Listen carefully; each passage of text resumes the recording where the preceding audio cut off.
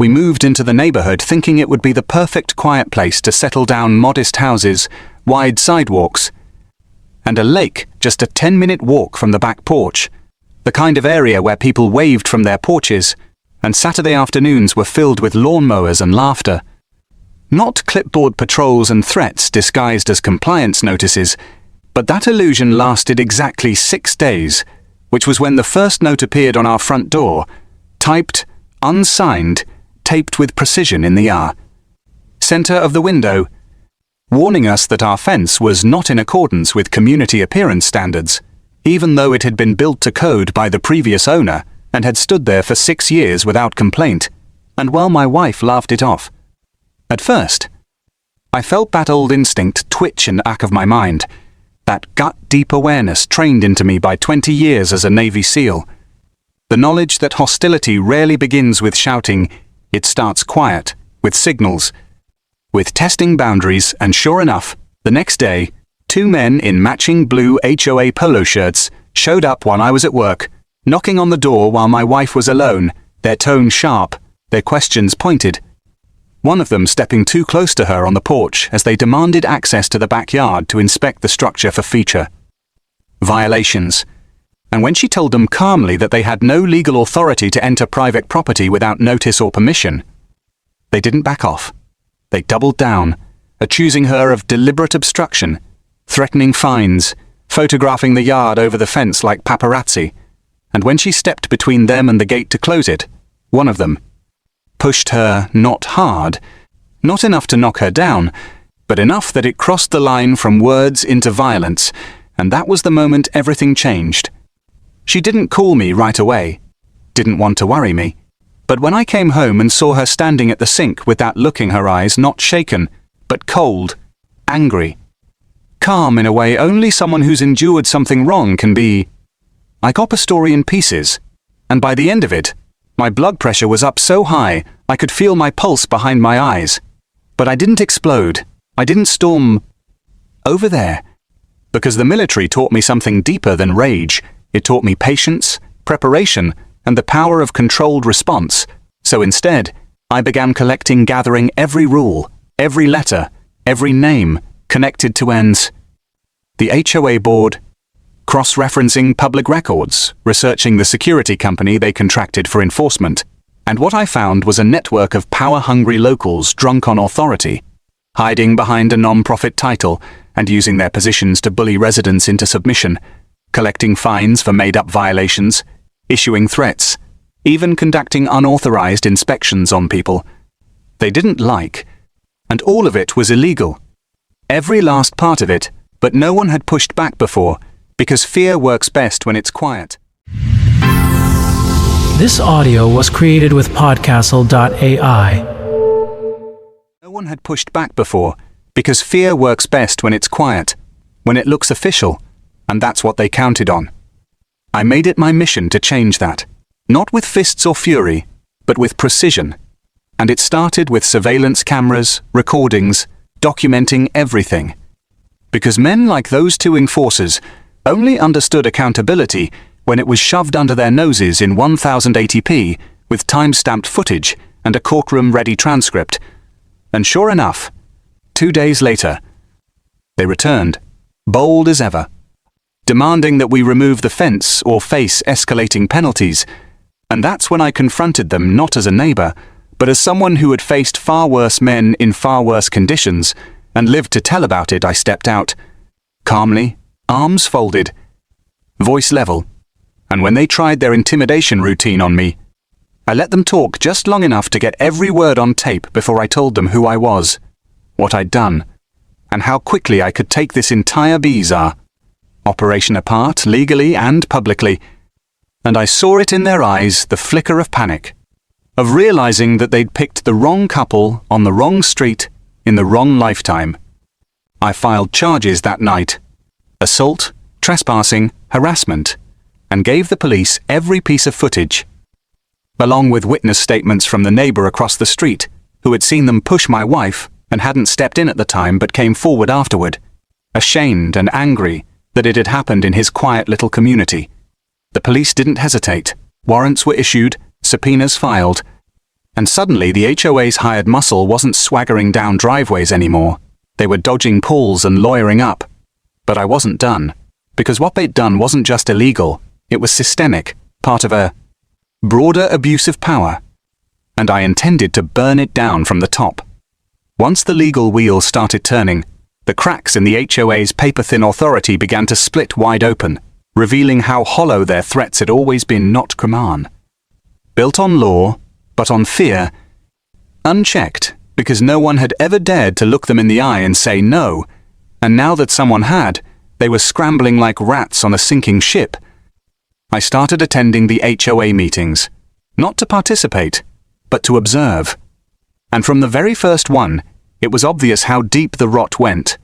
A board of 5, all of them smug, self-congratulatory, and so intoxicated by their own sense of power that they couldn't even recognize the danger sitting 2 rows back in a worn leather jacket and a bar.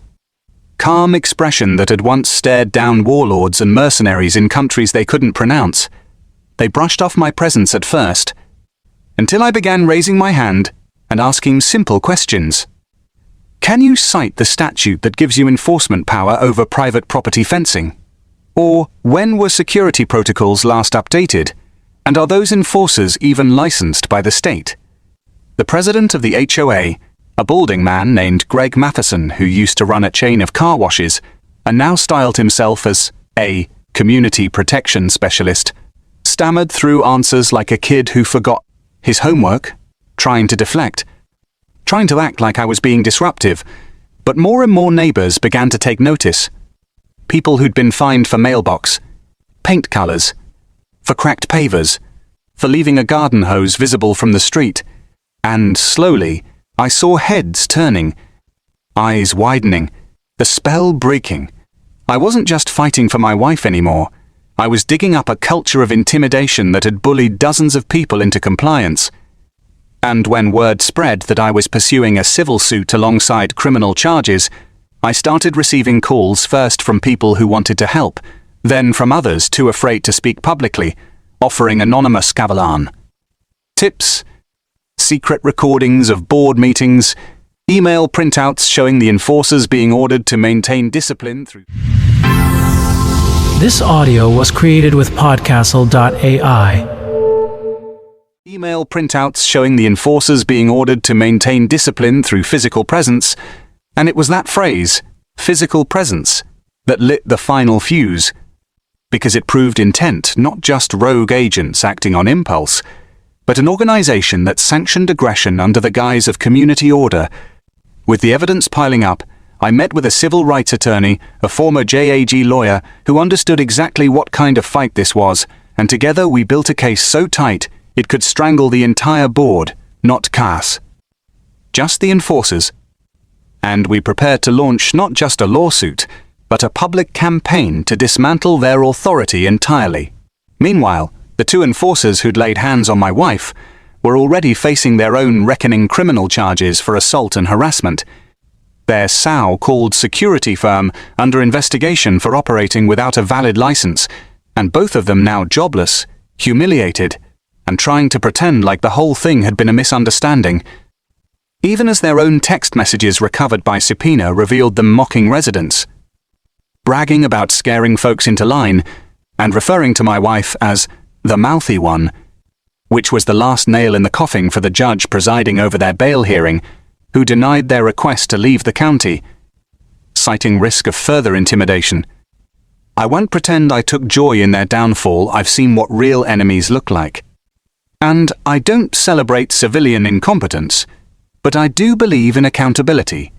And when you lay your hands on a woman who's done nothing wrong, you earn every ounce of consequence that follows. The HOA board tried to dig in, issuing a public statement about misinformation and misunderstood protocols. But their words rang hollow, especially when a local reporter published an exposé showing just how much money the HOA had siphoned off in bogus fines, how many of those fines had gone unpaid by board members themselves, and how the security firm had been contracted without a vote, without a license, and with a kickback deal that gave Greg Matheson a monthly cut disguised as administrative reimbursement. Once that story hit, the community turned fast, and the next board meeting wasn't just full, it was overflowing. Residents packing the room, shouting questions, demanding resignations, and when Greg tried to gavel them down, a woman 2 rows ahead of me stood and yelled, "Sit down, you fraud! We're not scared of you anymore!" And the whole room erupted. Because fear only works when people think they're alone. And now they didn't. I submitted a formal petition to disband the HOA, citing violation of governing documents, abuse of enforcement practices, and unlawful contracting, all backed by pages of testimony and state law. And I had the votes, easily, because once people saw the truth, there was no going back to silence. Within 3 weeks, the county reviewed the petition, approved it, and issued a ruling that not only invalidated the HOA's charter, but froze their accounts pending audit, effectively ending their reign with a single signature. My wife and I stood on our porch the night the notice was posted, watching neighbors cheer, shake hands, pop open beers and soda cans like we'd just won a neighborhood-wide Independence Day, and she leaned her head on my shoulder and whispered, "I knew you'd handle it. I just didn't think you'd take down the whole dam." Oh! And I laughed. Not because I planned it that way, but because when you've been trained to eliminate threats, you don't just patch over the surface, you go to the root and remove it clean. In the aftermath, something amazing happened. People started trusting each other again, not because we all agreed on everything, but because we had all seen what happened when no one stands up, and now we knew how to do it. Together, gardens bloomed again, kids' bikes were left out without fear of citation, and my wife, strong, brilliant, and calm even in the face of idiots, was asked to speak at a women's leadership event about staying composed under pressure, which she did with that same quiet power that first made me fall in love with her back when I was still jumping out of helicopters and chasing down insurgents halfway across the globe. So yes, they came to our door like bullies in uniform, thinking we'd fold, thinking they could push her, thinking I was just another homeowner with a mortgage and no fight left in me. But they forgot one thing. I was a Navy SEAL, and you never, ever touch a warrior's wife and expect to walk away untouched. After the HOA was officially dismantled, you'd think the chapter would close. That life would quietly return to weekend barbecues and porch swings, and for the most part, it did. Neighbors started waving again, instead of whispering. Fences became personal. Choices rather than battlegrounds. And the fear that once pulsed through every street like an unspoken current finally evaporated into something calmer, freer, something that felt like home again. But as anyone who's ever served can tell you, some missions don't end with the victory they echo, and even as the board was disbanded, their influence still lingered in the tension some residents carried. The ones who'd once enforced the rules blindly and now weren't sure where they stood without a chain of command to follow. There were a few who kept their distance, too embarrassed to apologize, too proud to admit they'd stood on the wrong side of something that had hurt good people. And I didn't chase them. I'd fought enough battles to know that some wounds aren't yours to close, but I did stay visible, present, steady, the way a SEAL is taught to be when the dust settles and the real rebuilding begins. My wife, ever the quiet force of grace she's always been, was the real star of it all. She turned that moment of assault, that injustice, into fuel, volunteering at the local women's shelter, mentoring younger women in crisis situations. Even sitting on a county advisory panel for HOA oversight, where she calmly, firmly, helped shape policy that would keep what happened to us from happening to anyone else in our state again. She never once played the victim, even though she had every right to, and that quiet strength didn't go unnoticed. Neighbors who once ignored us now stopped to ask her opinion on everything from landscaping to zoning laws. And one evening, a woman came up to her after a town hall meeting and simply said, "I stayed quiet when they came for you. I won't again." And that meant more than 1,000 signatures or resolutions ever could. Meanwhile, This audio was created with Podcastle.ai. signatures or resolutions ever could. Meanwhile, The fallout for the enforcers continued. Their names appeared in local headlines, not as heroes, but as cautionary tales, stripped of their contracts, their reputations, and any credibility they thought they had when they swaggered up to our door that day. One of them even had the gall to write a half-hearted apology on social media, claiming he didn't know who he was dealing with, and while it got him sympathy from a few fringe supporters, the majority of the community wasn't buying it. They'd seen the footage, heard the recordings, watched how my wife stood firm without raising her voice while he puffed and pushed like a bad actor in a low-budget crime show.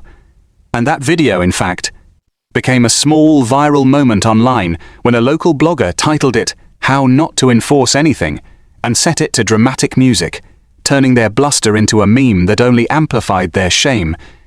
And while I'm not one to seek attention, I served my country quietly, came home to peace, not to relive combat.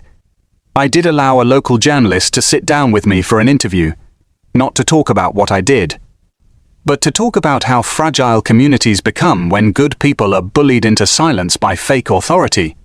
And I said something then that still gets quoted now. Freedom doesn't end at the sidewalk. If you're afraid to hang a flag, you're not free. And that struck a nerve, not just here, but in towns across the country where folks emailed me, messaged my wife, even mailed letters thanking us for fighting a battle they weren't ready to fight yet. I'll admit, there were times I wondered if pushing so hard had been worth it, if making ourselves a target again, stirring up dust that had long settled, was the right call. But every time I saw a child ride their bike down our street without a parent worrying about whether it violated driveway decorum, or watched a neighbor paint their door whatever color made them happy without waiting for permission, I knew we'd done the right thing. And one day, not long after the last of the HOA signs were pulled down, the man who used to be President Greg showed up in front of my house, not with a clipboard, not with an agenda, just standing there, uncertain, holding a six-pack of beer like a white flag. And I opened the door, looked him in the eye, and before he could say anything, I said, "I don't need an apology, Greg. I need you to remember this." And I nodded toward the street, at the kids playing, the families laughing, the freedom breathing again, and to his credit, he nodded, turned, and walked away, the beer left on my step unopened. I didn't drink it, but I didn't throw it away either. I kept it in the garage, a reminder not of him, but of how even the loudest power-drunk men can be silenced by truth, and how strength doesn't always wear callow. Sometimes it wears gardening gloves, pushes strollers, or stands calmly on a porch refusing to back down from injustice. And if there's one thing I've learned through all this, it's that justice isn't loud. It's not always dramatic sometimes. It's just a quiet neighborhood finally feeling like home again, thanks to the people who stood up when no one else would. And me? I still mow my lawn every Saturday, wave at every neighbor who passes, and kiss my wife with the same quiet gratitude I carried every time I came home from a mission, knowing she's the reason I fought in the first place, and now, the reason I fight for peace, even if that peace means taking down entire corrupt HOA, one clipboard at a time.